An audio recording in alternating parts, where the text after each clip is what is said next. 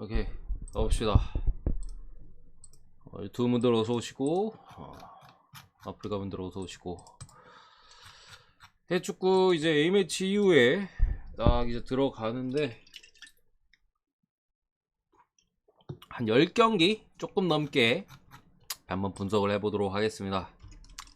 첫 번째 경기 아스날 대 토트넘.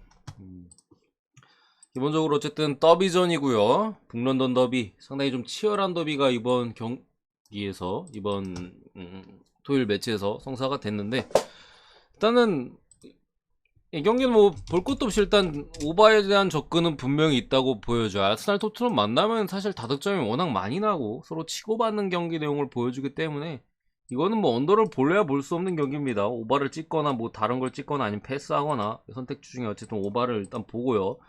승패로 접근하자면은 부상자 쪽을 먼저 보자면은 잠깐 지울게요. 엘레니, 로우, 그리고 뭐 파티나 진첸코, 토미아스, 티어니가 이제 불투명, 토트넘 이제 클로셉스키, 요리스, 벤데이비스 불투명 이렇게 떠 있는데, 라인업이 조금은 중요할 것 같긴 해요. 토마스 파티나 이제 뭐 진첸코 뭐 이런 선수들의 출전 여부, 혹은 이제 진첸코 빠졌을 때 뭐 티어니의 여부, 이런 것들이 좀 중요해 보이고, 토트넘도 어쨌든 뭐 클루세스키 대체자가 없는 건 아닙니다만 그래도 아스날 상대로 히샬리송을 쓸 것 같기 한데, 콘테 감독은 잘 모르겠다.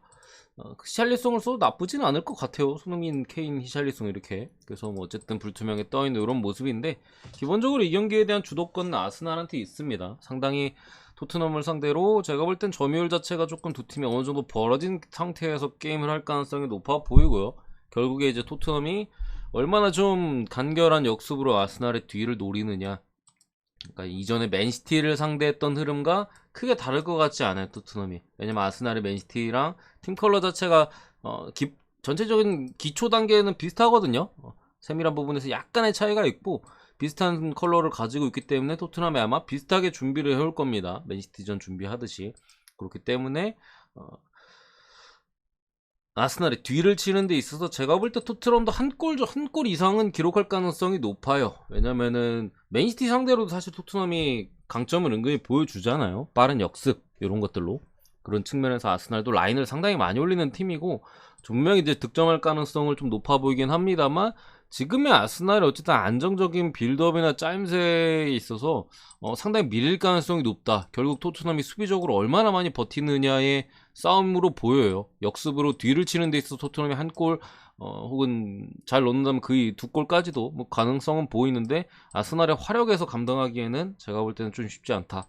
당장의 제주스나 마르티넬리 같은 아스날 공격 자원들은 상당히 지금까지 A매치 데이 때 아예 소집이 안 됐어요. 그러다 보니까 이 경기에 단순히 올인을 한 상황에서 준비 자체나 이런 것도 상당히 잘 돼 있을 가능성도 높고, 특히 뭐 토마스 파티, 뭐 티언 이런 선수들이 불투명에 떠 있지만 제 생각에는 그래도 핏 자체는 되는 것 같거든요. 그렇기 때문에 이런 선수들도 일찍이 이제 대표팀에서 아스날로 이제 복귀를 했기 때문에 다른 선수들보다 일찍 준비 자체가 좀 돼 있을 가능성이 높다. 준비하는 과정도 더 많은 시간을 들여서 가는 거고, 토트넘이 어쨌든 손흥민이라든가 케인 같은 데 핵심 공격 자원들이 국대 일정을 좀 빡빡하게 소화해 왔다는 점, 이런 점을 봤을 때 제가 볼 때는 뭐 승무 사이드에서 이거는 뭐 아스날 승 쪽이 배당 메리트적인 부분에서 괜찮아 보이고요. 제가 볼 때 한 3대1 정도 봅니다. 3대1, 3대1이나 3대2 이 정도 스코어로 아스날 잡지 않을까 보고요. 두 번째 카디스 대 비아레알. 이 경기는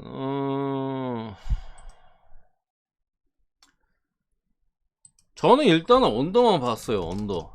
이 경기를 사실 뭐 비아레알 쪽으로 충분히 접근할 수 있는 경기입니다. 왜냐면 카디스예요, 여러분들. 상당히 전력이나 현재 성적 자체도 많이 떨어지는 팀이고, 비아레알이 카디스 정도 상대로는 상당히 우세한 경기 내용을 가져갈 수 있는 상황인데, 이걸 왜 뺐냐면요, 일단 해배가 흐름이 별로 안 좋아요. 이건 비아레알이 개몰려도 솔직히 이상하지 않은 매치업이잖아요. 근데 해배가 지금 카디스가 떨어지고 비아가 조금 오르거나, 물론 아직 시간이 좀 많이 남긴 했는데 그런 흐름이기도 하고, 아무래도 A매치 직후의 매치업이라는 점에 있어서 조금은 변수도 약간 그래도 플러스가 되는 상황에서 카디스가 어쨌든 홈에서 아직까지 득점도 없고 전패예요. 동기부여적인 측면에서도 물론 이게 사실 전력차가 좀 나면 동기부여가 있어도 뭐 사이즈가 기울어지긴 하는데 어쨌든 변수가 그런 부분에서 하나 더 추가가 되고 하는 상황에서 제 생각 저 BRL 찍어도 된다고 생각합니다. BRL 쪽으로 뭐 프로토로 뭐 주력이든 뭐 부주력이든 찍어도 된다고 생각하는데 이거 축을 돌리면 안 될 것 같아요. 그래서 저는 일단은 A매치 직후라서 저는 일반승 자체는 그냥 빼고 저득점 이게 만약에 터지면 언더일 가능성이 높고 어쨌든 카디스의 공격적인 부분이나 여러가지 감안했을 때 BR의 뭐 승리를 가져가면서 저득점이 나올 가능성도 충분히 있다. 그런 측면에서 그냥 저득점만 보고 넘어가도록 하겠습니다. 아스날 승 오버 봤어요. 세 번째 나폴리 대 토리노. 나폴리 같은 경우 오시멘이 아이고 BRL 부상자를 말씀 안 드렸네. 뭐 포이스랑 뭐 제라드 모레노, 알베르토 모레노, 트리게르스 이런 애들 불투명이에요. 그러니까 최전방 뭐 그리고 미드필더 수비 쪽 전체적으로 수비는 이제 사이드 쪽 해가지고 이제 불투명 내지 빠져 있는 그런 형국인데 솔직히 카디스 상대하는 데 있어서 지금 정도 부상자 정도 해볼만한 사이즈예요. BRL 어쨌든 그 정도고. 나폴리 오시멘, 토리노 같은 경우 미드필더 쪽에 리치랑 수비 쪽에 보이보다가 빠졌는데 이 경기가 일단은 오바가 정배를 받았는데.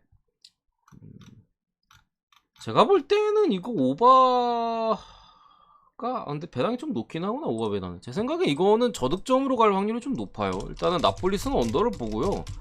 기본적으로 토리노가 강팀 상대로 비비는 내용, 그런 수비적인 경기 운영 내용에 있어서는 지난 시즌부터 사실 지금 감독 체제에서 상당히 잘 정돈된 모습을 보여줘 왔어요. 지금 토리노의 문제는 사실 공격 쪽에 있거든요. 득점에 있어서 좀 기복이 있거나 그러니까 좀 잘 맞는 날엔 잘 들어가고 아닌 날에는 이제 좀 빈공 찬스는 만들되 기회를 잘 살리지 못하는 경기 내용을 좀 보여주고 있는 현재 토리노 상황이고, 나폴리 같은 경우 지금 상당히 좋은 모습을 보여주고 있습니다만 로보트카나 지금 미드필드 상당히 좋은, 아니면 흐비차 혹은 뭐 김민재 같은 경우가 될 수도 있고, 뭐 여러 선수들이 국대를 다 다녀왔어요. 거의 2경기를 다 뛴 선수들도 많고 김민재도 그렇잖아요. 그런 측면에서 체력적인 부침이 상당한 상황에서 토리노의 이런 강한 압박과 수비적인 부분에 있어서 좀 고전하는 내용도 충분히 보인다. 그래서 이거를 뭐 굳이 따진다면 햄무가 뜰 수도 있겠고, 터진다면은 무승부 쪽으로 터질 가능성도, 혹은 토리노 1대0승이 나올 수도 있는, 제 생각에는. 그래서 배당 메리트로 뭐 솔직히 승 찍어도 이것도 상관없다는 마인드긴 해요. 나폴리가 이번 시즌 워낙 좋은 모습을 보여주고 있고, 토리노의 공격적인 부분을 감안했을 때 1대0 한 골만 넣어도 솔직히 잡을 수 가능성이 좀 있거든요.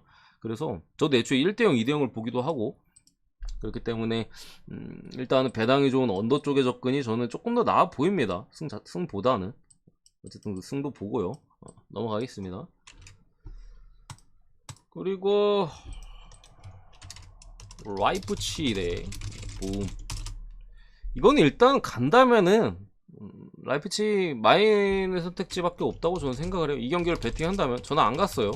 왜냐면 분데스가 하도 장난질을 많이 치니까 안 갔는데, 그리고 로제 감독이 지금 메넨글라드바 단장에서 이제 라이프치 감독으로 넘어오면서 아직까지는 라이프치가 일관성 있는 모습을 보여준 적은 없어요.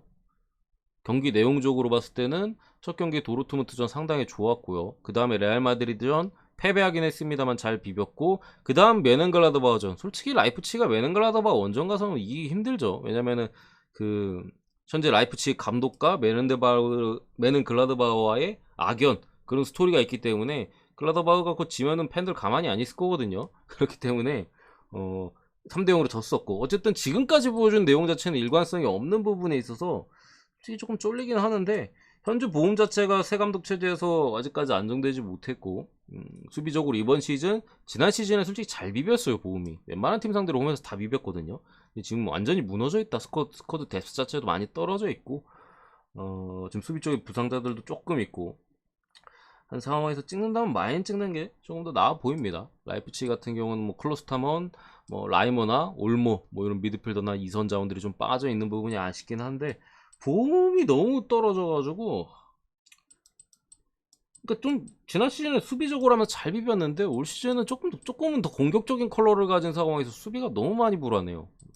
라이프치가 찬스만 잘 살리면 되는데 오히려 천재의 보험 컬러라면 라이프치가 제 생각에 나쁠 건 없어요. 오히려 라이프치히가 지금 수비 후에 역습 형태에 있어서 강점이 있는 지금의 새 감독 체제에서의 컬러기 때문에 봄이 조금 공격적으로 나와준다면은 뒤를 치기에는 오히려 훨씬 좋다. 베르너 같은 자원들이 아니 뭐 웅큰쿠나 충분히 뒤를 노릴 수 있는 상황에서 찍는다면 마인 찍는 게 맞아 보입니다. 다음 프랑크푸르트 대 프랑크푸르트. 아이씨 어이씨 갑자기 그 뭐야 게슈탈트 그 뭐야 그게 일어나가지고 이름이 갑자기 그거였네. 어쨌든 프랑크푸르트 대 유니온 경기는 야 유니온이 요즘 이렇게 잘하는데 역배를 받았다. 이거는 뭐 간다면 유니온 프렌치가 되는 경기입니다. 프랑크는 제가 엄청 많이 말씀드렸는데 이쯤 되면은 정배를 받으면 귀신같이 부러지고요, 역배 받으면 귀신같이 이기는 팀이에요. 팀 컬러 자체가 비비는 내용에 있어서는 상당히 좋은 경기를 보여줍니다만 지배적인 경기에 있어서는 좀 확실히 득점에 있어서 방점을 찍거나 이런 부분에서 약점이 기복이 있거든요. 그런 측면에서 유니온 베를린 같은 경우 지금 상당히 좋은 경기력을 보여주고 있고 거의 유럽에서 이 정도로 가성비가 나오는 팀은 손가락 안에 꼽습니다. 세 손가락 안에. 그 정도로 지금 스쿼드 대비 팀이 상당히 잘 만들어져 있고 뭐 이 PL로 따지면 브라이튼 같은 팀이 있을 수 있겠죠. 어쨌든 그런 실리적인 움직임과 그런 것들을 상당히 잘 가져가는 상황에서 역배를 받았다 하면 유니온이 지금 아마 리그에서 10경기 넘게 패배가 없어요. 14경기인가? 그런 상황에서 유니온 베를린 플랜의 접근이 맞아 보인다. 유니온 같은 경우 지금 거의 풀스쿼드에 가깝고 프랑크푸르트는 몇몇 자원들의 이상이 있어서 뭐 사이드 쪽에 크나우프나 아니면은 뭐 미드필더 쪽에 야키치나 수비 쪽 은디카나 아니면 이선의 린스트룸 이런 자원들이 지금 약간의 몸 상태가 있어서 사이즈를 봐야지 알 것 같다고 하는데 출전 여부를 제 생각에는 그래도 출전의 가능성이 대체로 좀 높다고 다 생각을 하지만 그럼에도 이제 지금 프랑크가 유니온을 꺾기에는 조금은 쉽진 않다. 이긴다면 한 골 차인데 전 어쨌든 프렌의 접근이 좀 더 좋아 보입니다. 여섯 번째 크리스탈 팰리스 첼시. 제 생각에 이 경기는 패스하는 게 맞아요. 패스하거나 크리스탈 팰리스 프렌 쪽이 좀 더 나아 보이는데 어쨌든 크펠이 버틀랜드나 메가더 기존의 부상자들이 그대로 유지되고 있는 상황입니다만 뭐 나빼도 하고요. 그쵸? 준희님. 그런 상황에서 첼시 같은 경우 캉테나 쿠쿠렐라 뭐 이렇게 빠져 있는데 야 이거는 솔직히 어떤 결과가 나와도 제 생각이 이상하지 않아요. 원래 첼시가 사실 뭐야 크리스탈 팰리스 상대로 강하거든요. 지금 벌써 첼시가 클펠 상대로 몇 연승이야 이거? 리그에서 9연승이에요. 9연승. 하나 둘셋넷 다 일곱 여덟 아홉. 리그에서 9연승이고 전체로 따졌을 때는 10연승입니다. 10연승. 거의 뭐 밥인데 하나 둘셋넷 리그에서 8연승이나 9연승이었나요? 9연승이 컵대회 포함 10연승 중이거든요. 근데 지금 솔직히 첼시의 경기력이나 이런 부분에서 좀 믿음이 전혀 없는 상황에서 그레이엄 포터라는 새로운 감독이 선임이 됐어요. 지난 경기에서는 포터 감독의 어떤 강점과 약점이 다 노출이 됐었는데 포터 감독이 기본적으로 크펠 상대로는 잘 이기지 못하는 내용을 브라이튼 시절에도 좀 보여줬었던 점도 좀 걸리고 첼시 여러 선수들의 폼 저하나 뭐 여러 또 선수들의 국대를 다녀왔잖아요. 이런 부분 감안했을 때 솔직히 쉽지 않은 경기가 될 걸로 봐요. 그래서 저는 크리스탈 팰리스 프란을 보는데요. 근데 이거 상대 전적 때문에 못 가요. 10연승이어가지고 뭐 깨질 때가 됐다고 보고 갈 수도 있겠는데 또 감독과는 솔직히 크리스탈 팰리스가 안 지는 그림이긴 하지만 이게 첼시 대 크펠은 솔직히 첼시가 크펠을 워낙 좀 잘 잡아왔기 때문에 기존에 되게 못했는데도 꼭 크펠만 만나면 이기더라고요. 개똥 경기력 해놓고 극장골로 이기고 막 아니면 운 좋게 골 들어가서 이기고 그런 경기들을 첼시가 좀 4대가 좀 맞는 팀이라고 해야 되나 그런 식의 내용이 있었기 때문에 크펠 프렌이 솔직히 배당이 그렇게까지 나쁘지는 않은데 골을 제 생각에는 1.88 2점 한 좀만 됐어도 좀 그래도 가볼만한 것 같은데 1.88은 조금 그래도 아쉬운 부분이 있다. 배당이 상성이 두 팀 간에 있기 때문에 그런 점 때문에 제 생각에 요거는 패스 구간이 맞는 것 같습니다. 패스하는 게 좋아 보입니다. 7번째. 아씨, 부주력이라도 먹읍시다. 만약 4시 6시 반 풀럼 대 뉴캐슬. 아 진짜 근데 K리그는 너무 어렵다. J리그 거의 다 맞췄거든요. 올킬링 그 뭐야, 사간도스 제가 패스 구간이라고 말씀드렸고 그거 빼고 나머지 올킬인 것 같은데. 별풍선 50개 선물 79번째로 팬클럽이 되셨습니다.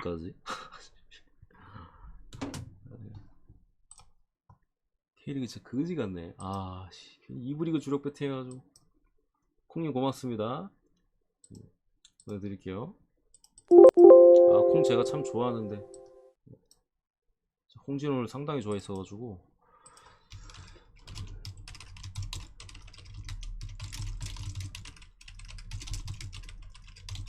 물분은 이따가 저녁 8시나 뭐 그쯤 보내드리고 8시 반 안에. 아침 MLS는 내일 아침에 보내드립니다.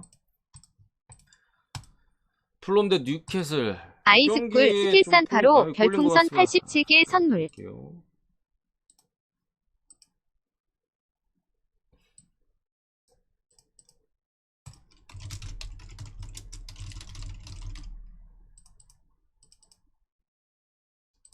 그런데 뉴캐슬 요 경기에서 조금 중요하게 볼 부분은 이거 라인업을 우리가 이거 라인업 보고 가면 진짜 괜찮을 것 같은데 라인업을 일단 못 보고 가죠. 이거 몇 시야? 11시니까 못 보고 가거든요.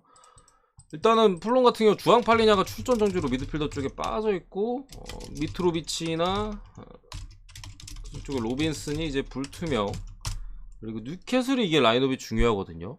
미트로비치는 제 생각에 그래도 나올 것 같고요. 팔리냐가 일단 빠진 플럼이고, 지금 칼럼 윌슨이 일단 복귀를 했고, 기마랑이스나 뭐 이사, 생막심에 우드 정도가 이제 불투명이 떠 있는데, 우드는 조금 쉽지 않을 것 같고, 막시맹한 반반에 뭐 기마랑이스 나오고 이삭은 좀 못 나오지 않을까, 요런 사이즈긴 해요. 근데 이거 팔리냐가 빠진 플럼은 수비적으로 상당히 많이 떨어지거든요. 팔리냐가 3선에서 뺏어주고 커팅해주고 하는 게 얼만데 지금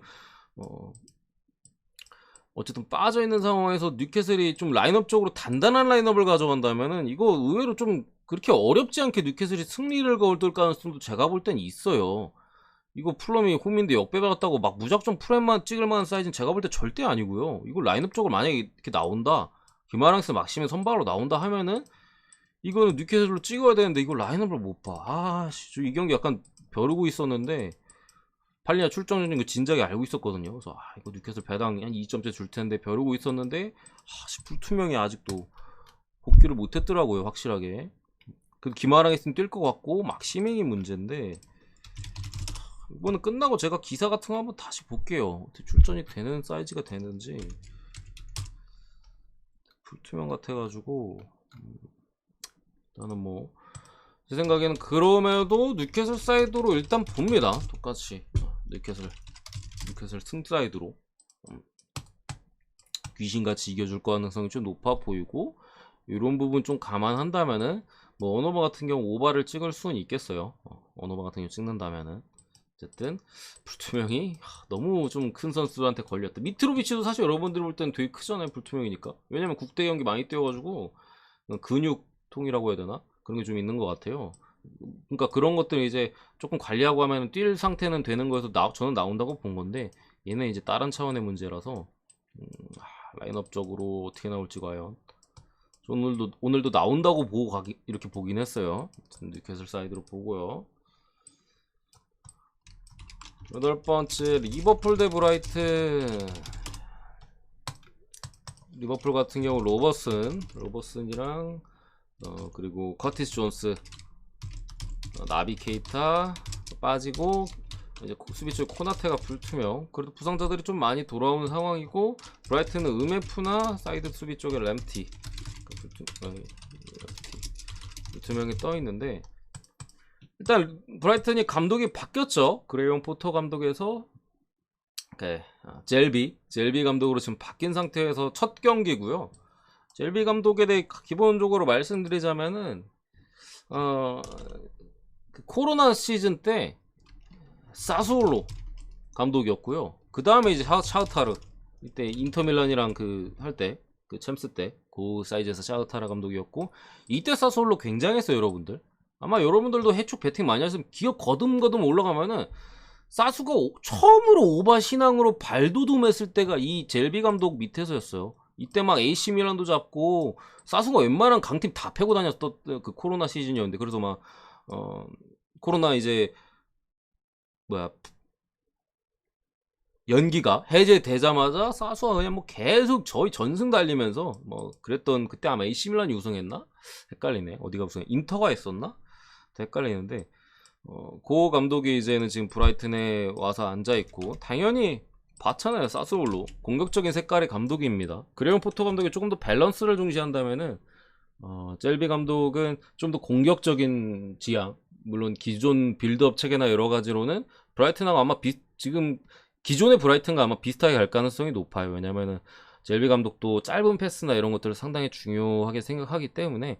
어쨌든 이게 근데 감독 교체 이후의 첫 경기라서 솔직히 어떤 식의 경기가 나올지 모르겠으나 저는 리버풀이 일단은 잡을 것 같고요. 다만 배당이 좀 떨어지는 상황에서 핸디로의 조건이 어려워서 일단은 패스를 때린 거고, 어노바 같은 경우 다득점 봅니다. 공격적인 감독. 제 생각에 원래 안필드 원정 오면은 수비해야 되거든요. 웬만한 강팀들도 안필드 원정 오면 수비해야 되는데 맞불로 올 것 같아요. 제 생각에 맞불로 올 것 같아서 일단은 다득점의 가능성이 확실히 좀 더 높아 보인다. 배당도 나쁘진 않고, 조금 더 높았으면 좋았겠는데 다득점.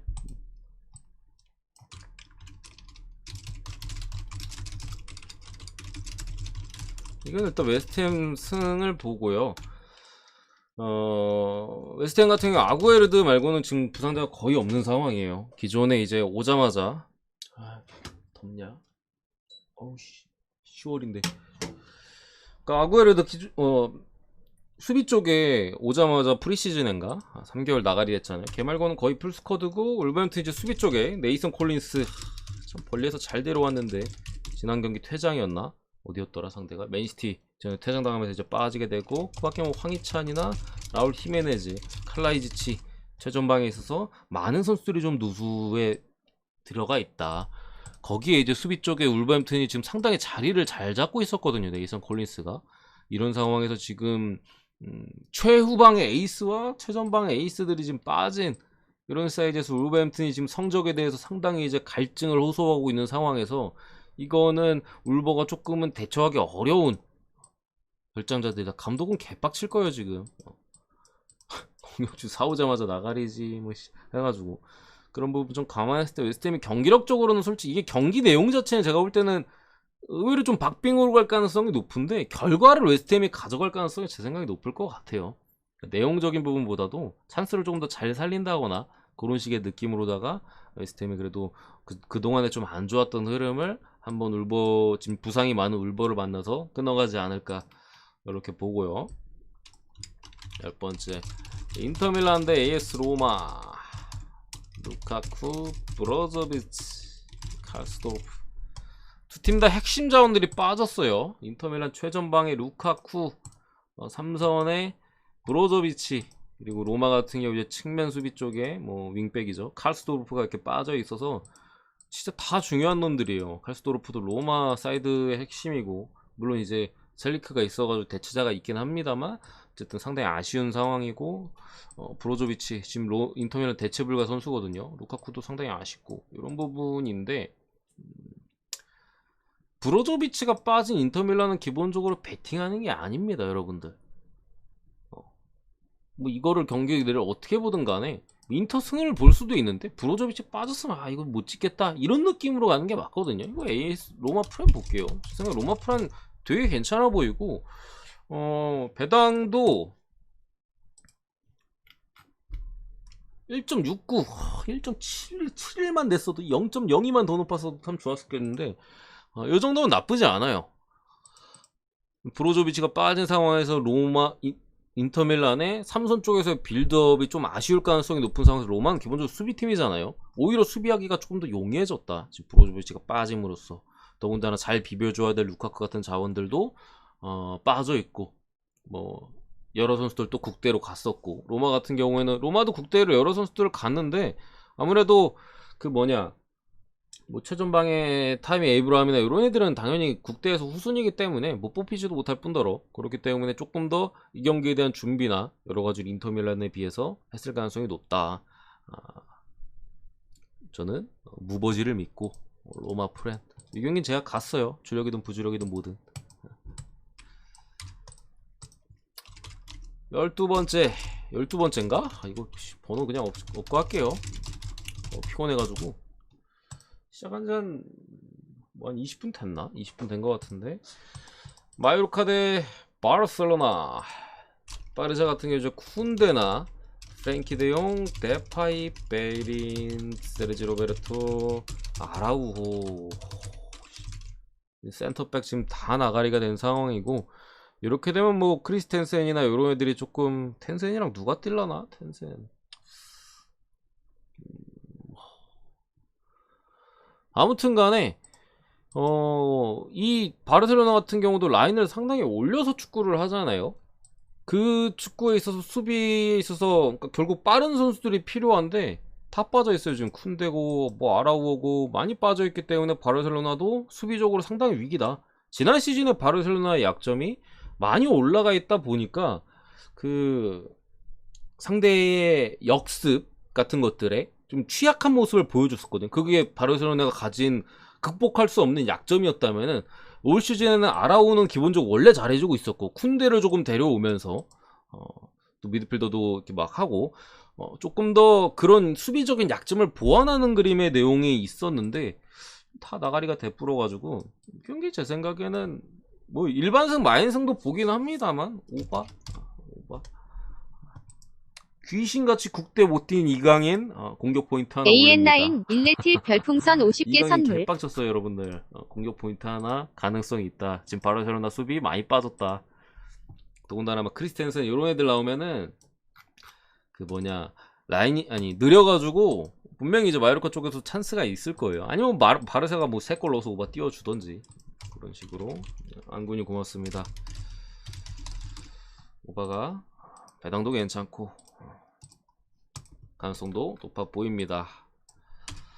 요 정도 하고 마무리하도록 할게요.